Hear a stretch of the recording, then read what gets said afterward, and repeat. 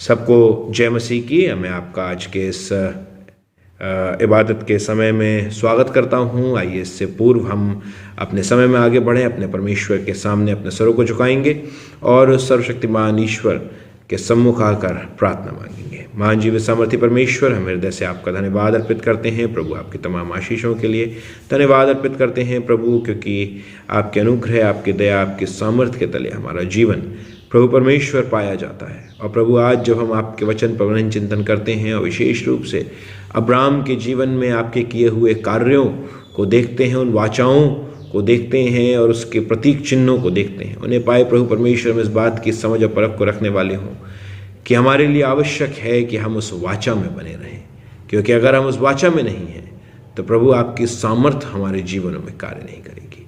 सारा आदर महिमा आपको देते हैं, मांगते हैं प्रभु यीशु क्रिस्त के नाम से, आमीन।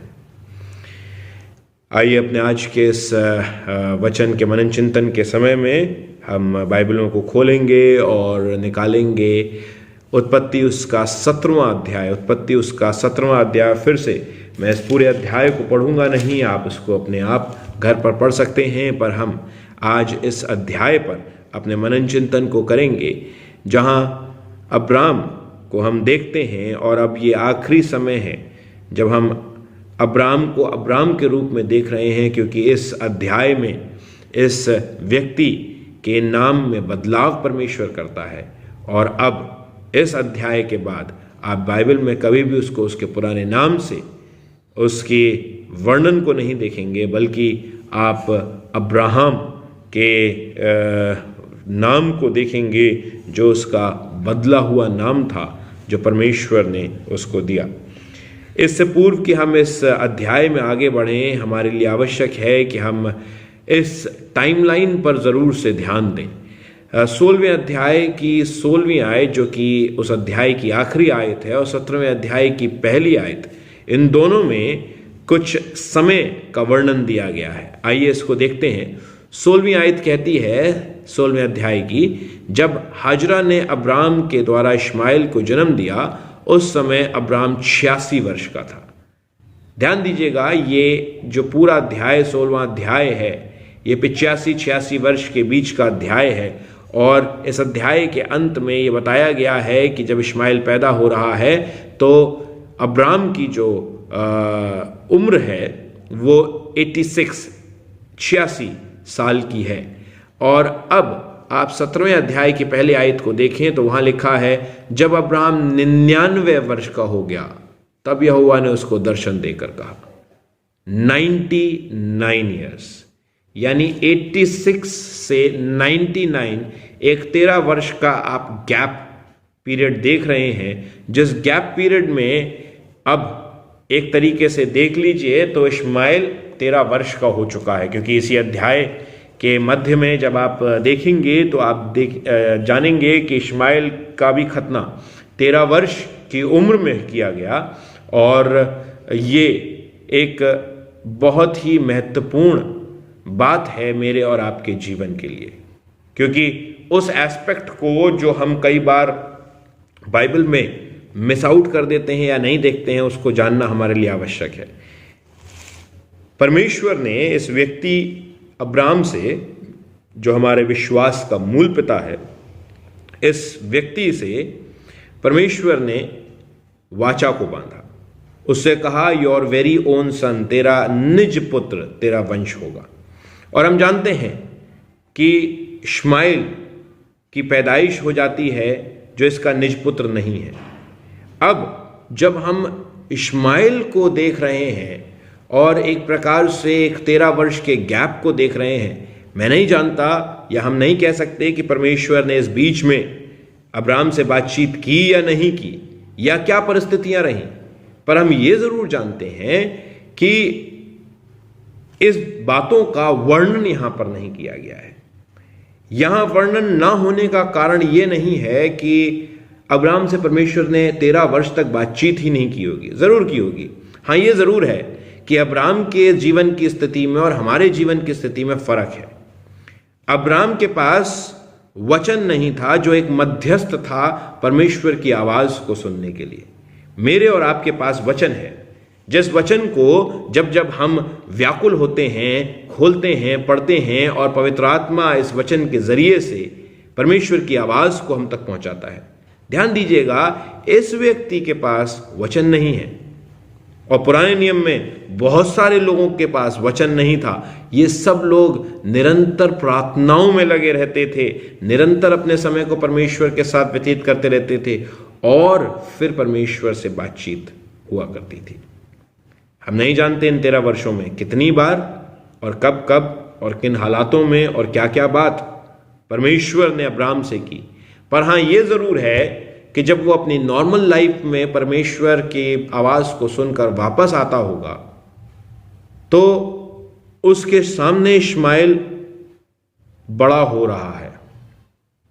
और इन पूरे 13 वर्षों में कितनी बार ऐसा रहा होगा जब अब्राहम ने इस बात को सोचा होगा कि अब शायद मेरे को वंश ना मिले, और एक हाथ में उसके वो प्रॉमिस था जो परमेश्वर ने उससे किया था और दूसरे हाथ में वो इश्माइल को बड़े होते हुए देख रहा था।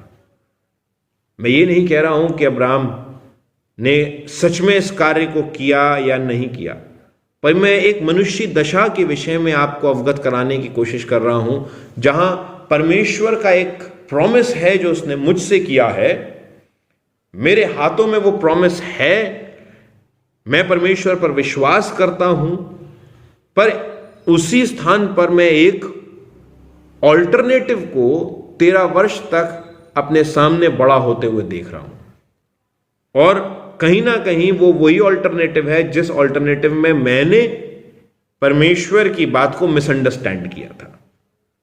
अब आप देखिए 17वें अध्याय में जब परमेश्वर 13 वर्ष के बाद के इस काल में इस व्यक्ति से बातचीत करता है जो हमारे सामने प्रकट है। हम नहीं जानते कि 13 वर्ष के बीच में परमेश्वर ने अप्रकट रूप में कितने बार बातचीत की या कितने बार प्रकट रूप में बातचीत की जो नोट नहीं की गई, पर 17वें अध्याय की पहली आयत में 99 वर्ष की दशा में आप देखते हैं कि परमेश्वर इस व्यक्ति से बातचीत करता है और क्या कहता है। जब अब्राहम 99 वर्ष का हो गया तब यहोवा ने उसको दर्शन देकर कहा, आवाज से बात नहीं की, दर्शन दिया, मैं सर्वशक्तिमान ईश्वर हूं, मेरी उपस्थिति में चल और सिद्ध होता जा। मैं सर्वशक्तिमान ईश्वर हूं, कुछ भी ऐसा नहीं है जो मेरी शक्ति के बाहर है, और वो ये कह रहा है कि मेरी उपस्थिति में चल और सिद्ध होता जा। दूसरी आयत कहती है, मैं तेरे साथ वाचा बांधूंगा और तेरे वंश को अत्यंत ही बढ़ाऊंगा। कितना पेशेंस का टेस्ट इस व्यक्ति का लिया जा रहा है। 75 वर्ष की उम्र में ये हारान से चला था, अब 24 वर्ष हो चुके हैं और 24 वर्ष में बार बार न जाने कितनी बार इसने इस बात को सुना है कि मैं तेरे साथ इस वाचा को बांधता हूं, मैं तेरे साथ इस वाचा को बांधता हूं। मैं कई बार सोचता हूं अगर मैं और आप अब्राहम की जगह पर होते तो मैं और आप सच में किसी ना किसी बार झिल्ला जाते और ये कहते कि परमेश्वर अब बस हो गया, हम ये सुनते ही जा रहे हैं कि तू हमारे साथ वाचा बांध रहा है, वाचा बांध रहा है, पर वो वाचा है कहां? 24 वर्ष हो गए, मैंने इस वाचा को अब तक नहीं देखा, ना किसी प्रकार की उम्मीद मुझे दिख रही है।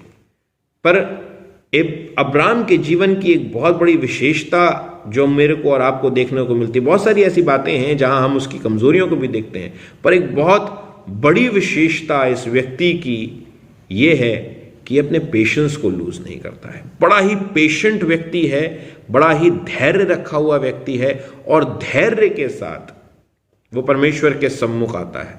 वो कहता है कि मैं तेरे वंश को अत्यंत ही बढ़ाऊंगा, और हमारी रीति से अब्राहम रिस्पॉन्ड नहीं करता है, बल्कि तीसरी आयत क्या कहती है, तब अब्राहम मुंह के बल गिरा और परमेश्वर उससे यूं बातें करता गया।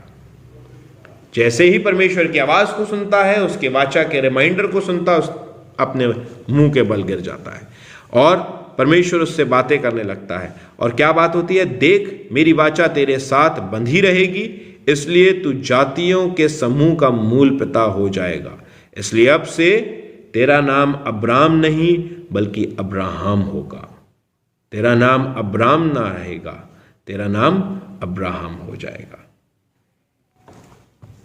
अब्राम अब तक परमेश्वर के द्वारा परखा जा रहा था। 24 वर्ष परमेश्वर ने परख लिया और अब एक प्रकार से वो उस दहलीज पर लाकर खड़ा कर दिया गया है जहां परमेश्वर अब उसके साथ उस वाचा को पूरा करने वाला था।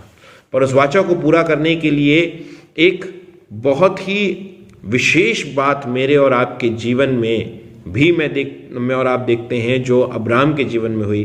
उसका नाम बदला गया। नाम जो कहीं ना कहीं कई बार हम सोचते हैं कि बहुत महत्वपूर्ण नहीं है, पर मेरे समझ में मैं इस बात को बहुत मानता हूं कि नाम का बहुत बड़ा महत्व है और नाम के द्वारा ही एक व्यक्ति का कार्य कहीं ना कहीं उसके जीवन में उसको दिया जाता है। अब्राम जिसका अर्थ था एग्जॉल्टेड फादर, हाई फादर, अब उसका नाम अब्राहम कर दिया है जिसका अर्थ है फादर ऑफ मेनी डिसेंडेंट्स, आशीष का मूल पिता, वंश का मूल पिता। और इस नाम के द्वारा इस व्यक्ति के साथ बांधी गई परमेश्वर की वाचा, परमेश्वर का कार्य उसके हाथों में दे दिया गया। क्यों? क्योंकि अब इस व्यक्ति को वो वाचा मिलने वाली थी और इसलिए क्योंकि इसको ये वाचा मिलने वाली थी, परमेश्वर इसके नाम को बदलता है और कहता है कि अब तेरी कमजोरियां, तेरी परिस्थिति, ये सब मेरी सर्वशक्ति से बदली जाएगी और अब इसका चिन्ह ये है कि मैं तेरा नाम बदलता हूं। मैं तेरा नाम बदलता हूं और नाम बदलने के साथ साथ अगर आप इस अध्याय में आगे बढ़ें तो आप देखेंगे कि इस व्यक्ति को एक चिन्ह भी दिया गया जो खतने के द्वारा इसको दिया गया। वो अलग बात है कि खतने के अपने हेल्थ बेनिफिट्स भी हैं, पर खतना एक चिन्ह दिया गया जो इस व्यक्ति को दिया गया, जिसके तहत इस व्यक्ति को कहा गया कि अब तू, तेरे वंश के सारे लोग और तेरे डेरे के सारे लोग, यानी इस वाचा की एक बहुत बड़ी खूबसूरती ये थी कि ये वाचा अकोमोडेटिव थी। ये वाचा सबको अपने अंदर अकोमोडेट कर रही थी। वाचा अब्राहम से बांधी जा रही थी। अब्राहम अब इस वाचा का एपिसेंटर था, पर इस वाचा में सारा भी इंक्लूडेड थी, इश्माइल भी इंक्लूडेड था, इसहाक जो आने वाला था वो इंक्लूडेड था, जिसको एक विशेष रेमिनेंट दी जा रही थी क्योंकि जाति उसी के द्वारा आगे बढ़नी थी, इश्माइल के द्वारा नहीं। पर कहीं ना कहीं इस वाचा की विभिन्न आशीषें, अलग अलग आशीषें हर एक को मिल रही थी और इस व्यक्ति के को यह कहा गया कि तू सिर्फ अपना खतना नहीं करेगा, तेरे डेरे में जितने लोग हैं, जो लोग तेरे साथ जुड़ते हैं, सेवकों के रूप में भी, उन सब का भी खतना किया जाएगा।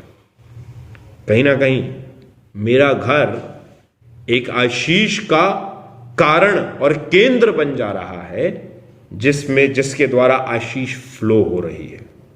और आगे आप देखें तो परमेश्वर जो इसको उस दशा में जहां ये चाइल्डलेस है, जहां ये वृद्ध है, जहां सारा की कोख बंद की हुई है, जहां 24 वर्ष हो चुके हैं इसको चलते चलते, परमेश्वर उसको जब दर्शन दे रहा है और बातचीत कर रहा है तो ये बता रहा है कि तेरी लिमिटेशंस, तेरी जो वीकनेसेस है, उसको बदलने की शक्ति मेरे पास है। In a way, God was telling that I am a limitless God. You would have limits in front of you.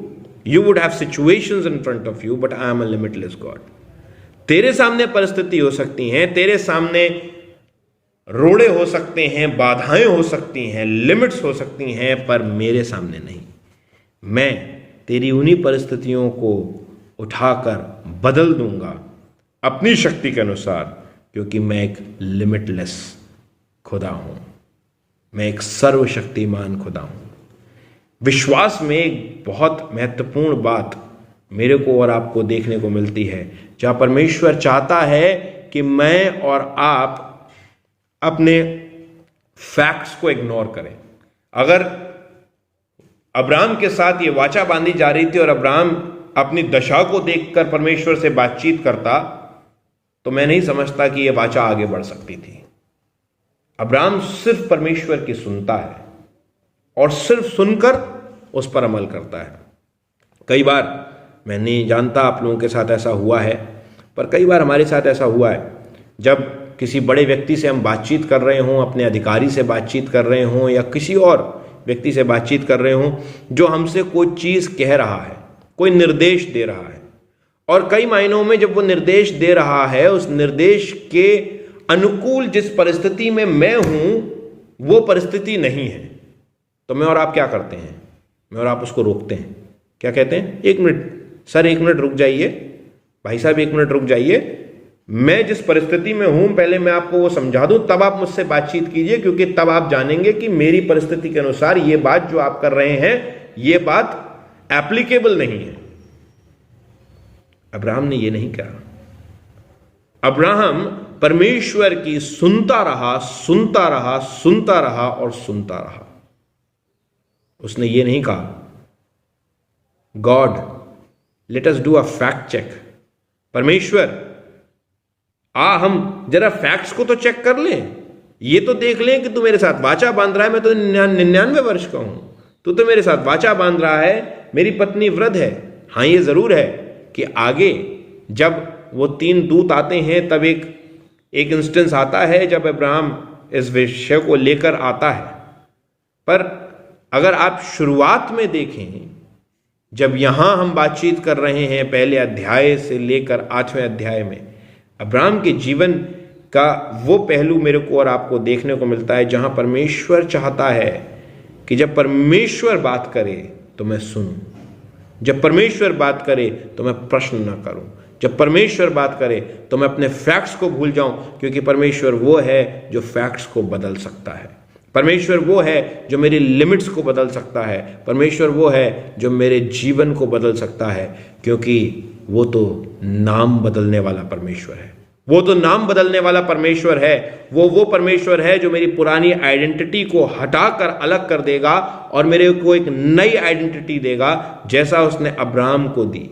जहां अब वो अब्राहम नहीं रहा, जहां अब वो उसके साथ उसकी कमजोरियां नहीं रही, उसके साथ उसकी पत्नी की बंद कोख नहीं रही, बल्कि अब वो अब्राहम हो गया है और अब वो सारे से सारा हो गई है, और अब ये वंश को पैदा करने की क्षमता भी इस बदले हुए नाम में रखते हैं।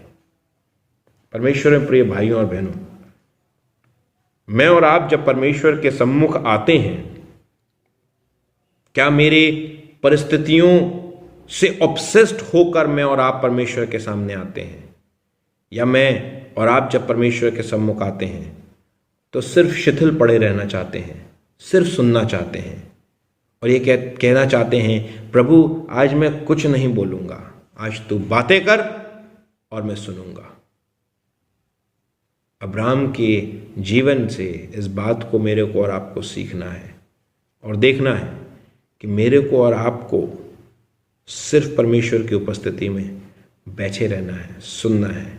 और जब हम इस कार्य को करेंगे तो ध्यान रख लीजिएगा, जो मेरी परिस्थितियां हैं, मेरी कमजोरियां हैं, उसको परमेश्वर बदल सकता है। परमेश्वर हम सबको बहुतायत की आशीष दे। आइए हम प्रार्थना करें। महान जीवित सामर्थी परमेश्वर, हृदय से आपका धन्यवाद अर्पित करते हैं आपकी तमाम आशीषों की। प्रार्थना अर्पित करते हैं प्रभु परमेश्वर कि आप अपने अनुग्रह, अपनी दया, अपनी सामर्थ्य में हम में से प्रत्येक को भरने वाले हों, और प्रभु परमेश्वर हमें से प्रत्येक इस बात की समझ और परख को रखने वाला हो कि प्रभु परमेश्वर जब आप बातचीत कर रहे हैं तो हमारी कमजोरियां बदली जा सकती हैं, हमारे जीवन बदले जा सकते हैं, हमारे फैक्ट्स बदले जा सकते हैं, हमारे नाम बदले जा सकते हैं, नाम जिनके साथ हमारे काम जुड़े हुए हैं। प्रार्थना करते हैं कि आप अपनी अगुवाई, अपनी सामर्थ्य में से प्रत्येक पर रखें, ताकि हम सब अपने अपने जीवनों में आपके अनुग्रह को प्राप्त करने वाले हों। और प्रभु परमेश्वर आपकी आवाज़ को बिना रुके सुनने वाले हों, विश्वास लाने वाले हों, और आपके कार्यों को अपने जीवनों में प्रभु परमेश्वर ग्रहण करने वाले हों। सारा आदर महिमा आपको देते हैं। प्रार्थना करते हैं उन सब लोगों के लिए जिन्होंने प्रभु परमेश्वर अपनी प्रेयर रिक्वेस्ट को भेजा है। विशेष रूप से प्रभु परमेश्वर उन सब नर्सेस के लिए जो कोविड-19 के वार्ड्स में काम कर रही हैं, सेवाओं को दे रही हैं। उन सब लोगों के लिए जो बैंक्स में और अदर सेक्टर्स में काम कर रहे हैं जहाँ पर उनका जाना अनिवार्य है। प्रभु आपकी सामर्थ्य हर एक पर हो, आपकी दया हर एक पर हो, आपकी सुरक्षा हर एक पर हो। और प्रभु आप उनकी परिस्थितियों को प्रभु परमेश्वर और विशेष रूप से हम सब की परिस्थिति को बदलने वाले परमेश्वर बने। सारा आदर महिमा आपको देते हैं, मांगते प्रभु यीशु मसीह के नाम से, आमीन। आए हमारे बाप, तुझा आसमान पर है, तेरा नाम पाक माना जाए, तेरी बादशाहत आए, तेरी मर्जी से आसमान में पूरी होती है, ज़मीन पर भी हो। हमारे रोज़ के आज हम बख्श दे, जिस तरह कसूरवार को माफ़ करते हैं तो हमारे कसूरों को माफ़ कर। हमें आजमाइश न पड़ने दे, बल्कि बुराई से बचा, क्योंकि बादशाहत कुदरत जलाल हमेशा तेरी रही है, आमीन। और हमारे खुदा यीशु मसीह का फजल, खुदा बाप की मोहब्बत और रूह पाक की रिफाकत शराकत हमें से प्रत्येक के साथ, तमाम विश्वासियों के साथ, विशेष रूप से हम सब के साथ, कलीसिया के साथ, आपसे लेकर हमेशा तक होती रहे, आमीन। सबको जय मसीह की।